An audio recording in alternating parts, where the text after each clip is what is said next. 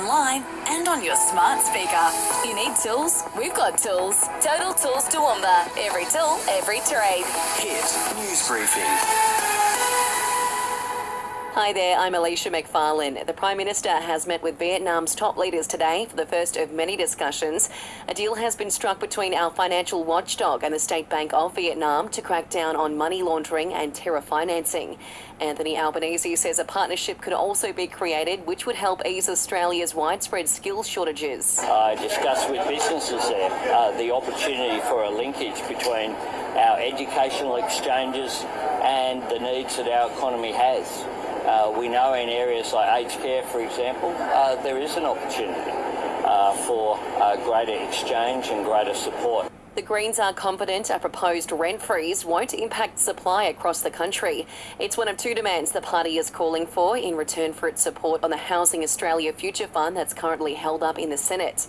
Housing spokesperson Max Chandler-Mather has told the ABC rent freezes have worked well overseas. So the useful thing about a rent freeze is other countries have used it around the world as well as rent caps, and so we have a lot of evidence around that. New Jersey was a state that introduced rent caps, and their research found there was no material impact on the supply of private housing. A new report has found RSV is now the leading cause of kids under 5 being hospitalised across the country. Some 12,000 will be admitted to wards this year alone. Briefly, a humpback whale has been successfully saved by rescuers south of Sydney following an 8-hour operation after it got caught up in a series of lines and floats.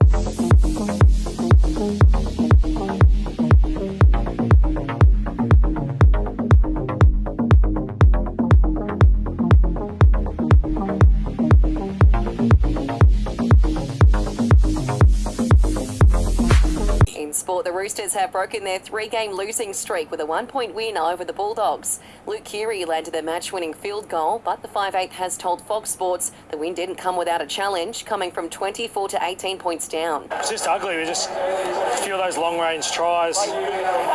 We're hurting ourselves every week, but yeah, we were lucky to get away with that one. And still on footy, the Parramatta Eels are aware of an alleged incident at a Sydney night spot overnight involving Dylan Brown. The club has confirmed it's a police matter. From a toolbox to an excavator, see Excavation Equipment Toowoomba and now at Black Soil. This is Hit Weather.